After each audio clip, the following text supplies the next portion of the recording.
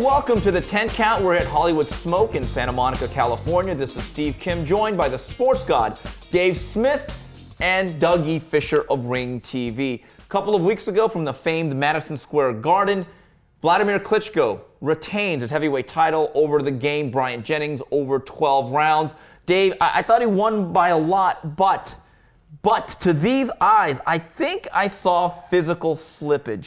You're reading my mind. I was just going to say that. It looked like he can't pull the trigger now at 39 quite the way he used to. I know Jennings is a difficult guy and he's awkward and he fought pretty well, but it looked to me exactly, I agree with you, like Klitschko can't pull the trigger anymore like he used to. When I'm watching that fight, I'm thinking Deontay Wilder at 6'7", there's a guy big enough to get to his chin. Maybe not David. Fast enough. Now, Tyson Fury, Klitschko's going to knock him out, I think. A guy with his hands down at his sides and his chin out there. But Wilder, I think Wilder's got a real chance against Klitschko now at 39 years old. When you look at him at 6'7", I think he can get to his chin. Yeah, I don't know. It's possible in boxing that a fighter can get old overnight. We've seen it many times in the past. Klitschko is 39 years old. Yeah. A lot of fights, right? More than 60 fights, going on 70 fights.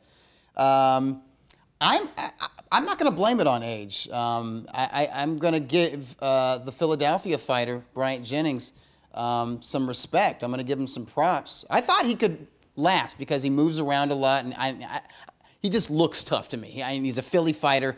I knew he wasn't going to go in there and embarrass himself or lay down. The fact that he went to the distance is a bit of a moral victory for him.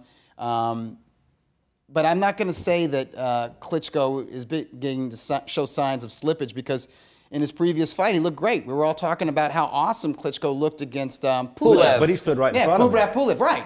Pulev stood right there in front of him. Pulev was like the #1 heavyweight contender.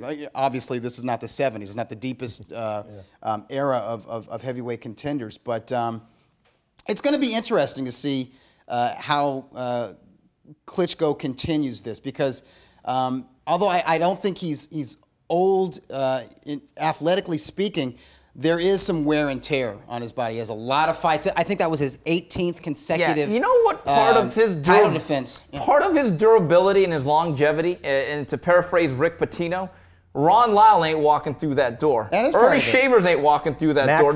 Mac Foster ain't walking through that door. So there's a lot of mediocrity. Jerry Quarry. Let's keep the white guys in this. Yes. Come on, but Jerry Quarry. I look at Deontay Wilder, and I still remember him getting buzzed by Harold Scaniers and toppling. Yeah. But if you would have told me a year ago that Deontay Wilder would have even a puncher's chance against Klitschko, I would have severely disagreed.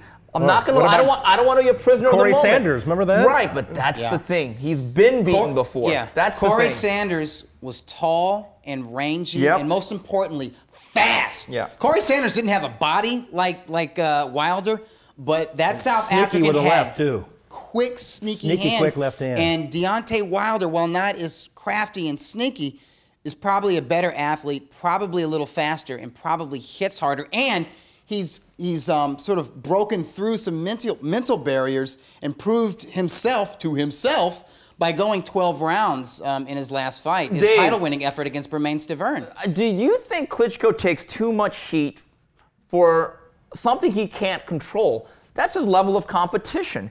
This is the era he's in. I've said this before. I think Joe Louis is an all-time great heavyweight, but we have to be honest about it. They used to call it the Bum of the Month Club.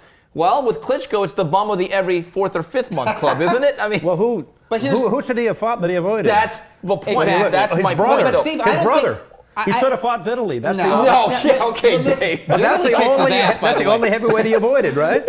I don't think it's the level of his competition that people are dissing. I think it's the way he fights. When you see a guy that big and athletic, and he does have a high KO ratio, they want to see him knock guys out with a quickness. They want to see Joe Louis. I mean, they want to see cold-ass knockouts. They want to see a guy who's bigger and looks more athletic gradually wear a dude down. The fact of the matter is, Klitschko is a lot like his fellow 1996 Olympic medalist Floyd Mayweather Jr. in that he's a technician, and for not for the most part, but he's a little bit of a neutralizer. He has that elite amateur mentality of, I'm going to land some clean punches that I know the judges saw, and then I'm gonna shut you Dave, down for the rest of the round. You guys think he's a little gun shy since he's been knocked out? I mean, yes, it's jab and step back, jab and step back. That back. stays with you, but Dave, I've been meaning to ask you this. He is light-skinned, but he's Ukrainian. Now, if he was corn-fed white bread from Topeka, Kansas. You're saying Ukrainian doesn't count as white? Is Well, that what you're saying? okay, it doesn't count as American. Okay. Yeah. Now, let's say he was Tommy Morrison. Yeah. But with that record, regardless of style, would he be viewed differently by us Americans? I would imagine so, yeah, absolutely. And it's a shame that he's not. so. They both have doctorate degrees, and they're both great guys. Great ambassadors for gentlemen, boxing. yeah. Gentlemen, they should be Smart guys, superstars yeah. in boxing. Because what's interesting They to me need is- better competition. I think the fact is they haven't had good enough competition against them. What I find interesting about the Klitschko is we all say, a lot of us say, oh, they're boring, they're not entertaining, we hate watching their fights. Well, here's the thing. They fight in front of a lot of people in Europe. Yes. 40,000 soccer stadium. In America, they had 17,000 at the Madison Square Garden. Not bad. Television ratings, the highest they've had in about a year and a half, 2 years.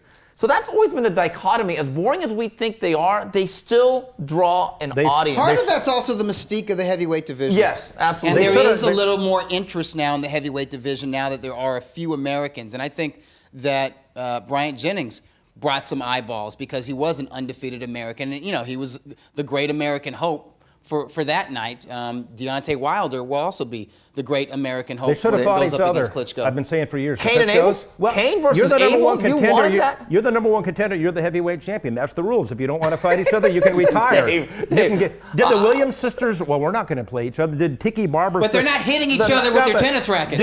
Did Rondé Barber say, "Oh, that's my brother Tiki there. I got a good shot at him. I'm going to back off here because we're brothers"? That never happened. By the way, Williams sisters, probably a better fight than the Klitschko brothers. Whoa, and that wraps it up. Remember they used to spar them. Remember they used to beat each other bloody in sparring, the Klitschko brothers? Then they promised their mother they wouldn't do it every year. Well, they couldn't break that promise, Dave. Can't But break anyway, mama's heart. Yeah, on behalf of Doug Fischer of Ring TV and radio personality extraordinaire Dave Smith, this is Steve Kim saying you've been watching the 10 Count on UCN Live.